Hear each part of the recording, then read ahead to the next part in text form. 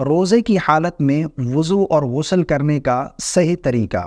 دو غلطیاں جو کہ اکثر لوگ کر جاتے ہیں غسل کرتے ہوئے یا پھر وضو کرتے ہوئے، جن کی وجہ سے ان کا روزہ فاسد ہو جاتا ہے، ان کا روزہ ٹوٹ جاتا ہے اور انہیں علم ہی نہیں ہوتا کہ ان کا روزہ باقی نہیں رہا، ان کا روزہ فاسد ہو چکا ہے۔ وہ دو غلطیاں کیا ہیں وہ بھی میں آپ لوگوں کو بتاؤں گا۔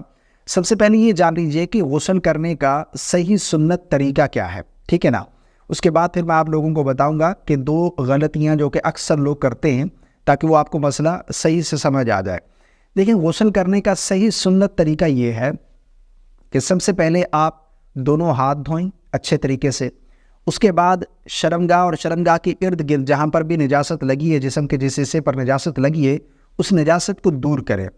اس کے بعد نماز جیسا وضو کریں، جس طرح ہم نماز کے لیے وضو کرتے رہے اسی طرح مکمل وضو کریں، یعنی اس میں کلی کریں اور اس کے بعد پھر ناک میں پانی ڈالیں، اس کے بعد پھر چہرہ دھوئیں اور اس کے بعد پھر دونوں بازو پہنچوں سمیت پھر سر کا مسا اور دونوں پاؤں، اس طرح مکمل وضو کر لیں۔ وضو کرنے کے بعد پھر پہلے 3 مرتبہ دائیں کندھے پر، پھر بائیں کندھے پر اور پھر پورے بدن پر سر سے لے کر پاؤں تک پانی بہانا ہے، جسم کا کوئی بھی حصہ بان برابر بھی خشک نہ رہ جائے۔ یہ غسل کرنے کا صحیح طریقہ ہے، ٹھیک ہے نا۔ اب اس میں بعض لوگ جب غسل کرتے ہیں نا، اس میں کلی جب کرتے ہیں تو اس میں غرغرہ کرتے ہیں، غرارہ سمجھ لیں یا پھر غرغرہ، جو بھی آپ سمجھ لیں، ٹھیک ہے نا۔ غرغرہ کرتے ہوئے اگر حلق سے پانی غلطی سے نیچے اتر جاتا ہے تو آپ کا روزہ فاسد ہو جائے گا۔ اکثر لوگ غسل کرتے ہوئے غرغرہ کرتے ہیں، غرارہ کرتے ہیں، تو روزے کی حالت میں یہ بالکل نہیں کرنا اور اچھے طریقے سے کلی کر لینی ہے، ٹھیک ہے نا۔ منہ کے ہر گوشے میں پانی پہنچ جائے، اس طریقے سے آپ نے اچھے طریقے سے کلی کر لینی ہے۔ نمبر 2 پر ناک کی نرم ہڈی تک پانی پہنچانا ہوتا ہے اگر غسل فرض ہے تو اس میں بھی یہ احتیاط کرنی ہے کہ پانی اوپر چڑھاتے ہوئے پانی اتنا اوپر نہ چلا جائے کہ دماغ کی طرف چلا جائے۔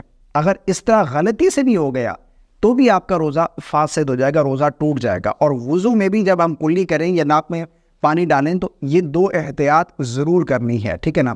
بعض لوگ وضو کرتے ہوئے بھی پانی لے کر اس طرح غرغرہ کر رہے ہوتے ہیں، تو اس طرح اگر غلطی سے حلق سے پانی 1 بوند بھی نیچے اتر جاتا ہے تو آپ کا روزہ فاسد ہو جائے گا، روزہ آپ کا ٹوٹ جائے گا۔ اچھا، بعض لوگ پھر یہ بھی سوال کرتے ہیں کہ روزہ افطار کرنے کے بعد ہمیں دوبارہ غسل کرنا پڑے گا یا پھر دوبارہ غرغرہ کرنا پڑے گا؟ ایسا بالکل نہیں ہے، ٹھیک ہے نا۔ غرغرہ کرنا یہ وضو کے فرائض میں سے نہیں ہے۔ غسل کے 3 فرائض ہیں۔ نمبر 1 پر کلی کرنا، نمبر 2 پر ناک کی نرم ہڈی تک پانی پہنچانا اور پورے بدن پر پانی بہانا، یہ 3 فرض ہیں۔ جب آپ نے فرض ادا کر لیے تو آپ کا غسل مکمل ہے، آپ کو طہارت حاصل ہوگی، دوبارہ غسل کرنے کی حاجت بالکل نہیں ہے، ٹھیک ہے نا۔ تو مجھے امید ہے آپ کو میری باتیں سمجھ آ گئی ہوں گی۔ تو غسل کرتے ہوئے یا پھر وضو کرتے ہوئے یہ 2 احتیاط ہم نے ضرور کرنی ہے تاکہ ہمارا روزہ فاسد نہ ہو جائے۔ السلام علیکم ورحمۃ اللہ۔